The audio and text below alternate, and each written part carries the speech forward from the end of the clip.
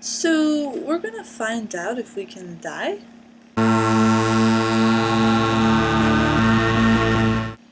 Hey there, spooky family, and welcome to a mini-series inspired by this book that I got off of Amazon. And yes, I am well aware that there's 1001 horror movies to see before you die, but hey, we'll work with what we have.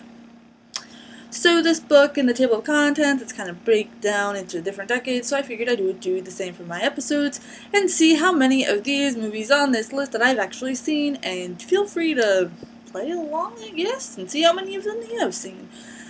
So because the 1910s and the 1920s don't really have a lot of films, I decided to put those two together. So in this episode 1 is going to feature films from the 1910s to the 1920s. Obviously, the films didn't start being a moving picture thing until the late 1800s, so we don't really have a lot to go on. So we'll just put those two together, and I hope you guys enjoy this video, so let's get to it.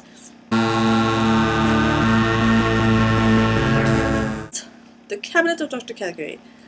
Yes, I have seen this one, and the first time I've seen it was a long time ago. I think I was in 8th grade, and it was on a silent movie pack that I bought because I absolutely love silent horror movies. I find it fascinating how they were able to portray all the emotion on the face and all that good stuff, and just the makeup and the creepiness and the, ooky spooky film grain when you watch them and all that good stuff, and the music going along with it, and it's all good stuff. So yes, so what we do in this film is we follow Dr. Caligari, who's a hypnotist, and he has his friend Caesar there at a fair, and he hypnotizes him to kill people. Yeah.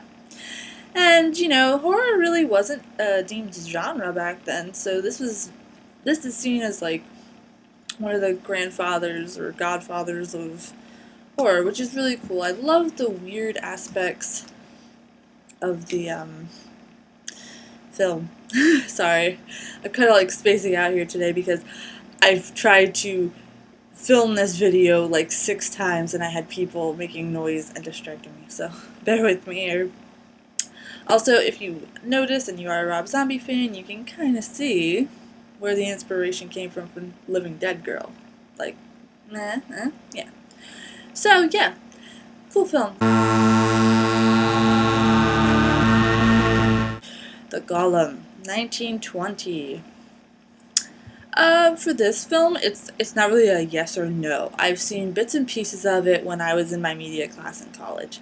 I have not seen the full film, so I guess I could say no, because I haven't seen the full film, but the bits and pieces I did see, it seems pretty creepy. And when I read the description of the movie in the title card before this little lovely shot of me talking about the movie, I did not know that it was about that. Basically, in my media class, we were talking about, oh, look, this is those big silent film from back in the day. So I would definitely like to check it out. I have that on my list.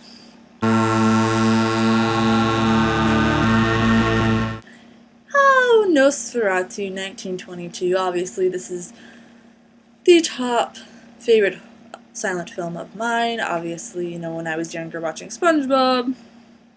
Who are we kidding? I'm 25 years old and we still watch SpongeBob. But Nosferatu makes a guest appearance, and a lot of people, just recently on Facebook, people were debating, whether or not Murnau should have been sued for copyright infringement of the story of Dracula. I can kind of see the widow of Stoker's point. I mean, all they did was change Dracula to Orlok, change the names of Mina, and change the names of Jonathan. But at the same time, in some versions of Nosferatu, she's still named Mina, and I probably shouldn't be using this finger. I am not flipping you off, I'm just trying to keep my noodle on track. So, sorry guys, not flipping you off.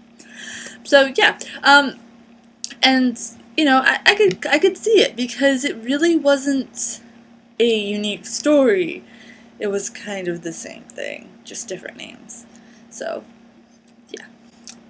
But as far as that one goes, I really love the expressions of Schroeder. She was very believable with fear and all that good stuff.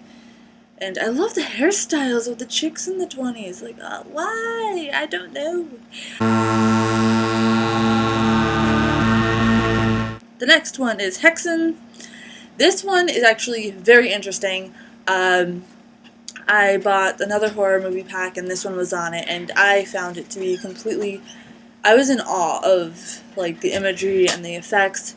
Basically, this is supposed to be somewhat of a documentary about witchcraft. And, you know, you look at it and, like, here, I'll have, like, a little example played right here. You just look at it and you're just like, how in the hell did they do all these really cool and creepy effects back then? And that's what I admire the most. And that's why, you know, I don't have any excuse for the overabundance of shitty digital pixely looking CGI, because when CGI is overused, you can ruin a movie, and here these people had no computers, nothing of that. So yeah, I highly recommend that if you like special effects or you're in awe of like any film history. Definitely check this one out. It was amazing. So, the makeup was awesome. This is the last one, but we'll go and roll with it. Phantom of the Opera. Definitely have seen this one. Lon Chaney is by far the best dude to look for if you want to learn how to do makeup and effects and all that good stuff. I mean, he's the man of 1,000 faces, always scary makeup. I love how in the Phantom reveal scene, that was 100% legit. He worked with the camera people to make sure that his makeup was hidden, so when Miss Philbin saw the reveal, she was genuinely scared. So what you're seeing right here is genuine, and I think that is completely kick-ass. It's something that you don't see in movies today. Obviously, everybody knows the Tale of Phantom of the Opera, because it was a book, and so many people have done it, and it's actually the only musical which I admit that I've seen on Broadway, and it was marvelous. It's the only musical that I can stand. But anyway, back to the Lon Chaney version. Yes, a must see. What is bothering me is that the 1930 talkie version is missing, because I would have loved to see what it would have been like with, well, talking. But apparently that one, even though it grossed an extra $1 million for the film, it is deemed lost. And that is really, really sad. And it leads me to think, how many of the horror films back then are lost? You know, the film disintegrated over time, or locked in a vault somewhere. Who knows? And what I'm really shocked is that the silent version of Dr. Jekyll and Mr. Hyde was not on this list. Because let me tell you something, that transition from Dr. Jekyll to Mr. Hyde was insane. So that shocked me that it's not in here. But, hey, so let's check our death score, I guess we'll call it that. Sound good? What do you guys think? What? Okay, let's see. So, Cabinet of Dr. Caligari, yes. The Golem, no. Hexan, yes. Nosferatu, yes. And Phantom of the Opera, yes. So, that just about covers it for this episode. How many of these have you seen from this decade? The next decade we are going into the 1930s, so that should be fun. And I had a spooky family member on Instagram comment some of my gory effects right here, and they were calling themselves a spookster. So if you guys want to be the spooksters of the spooky family, let me know in the comments below. Give this a like and become a member of the spooky family by hitting that subscribe button. And all my other social media mumbo jumbo is down in the description. Thank you all for joining me on this weird ass video. Bye!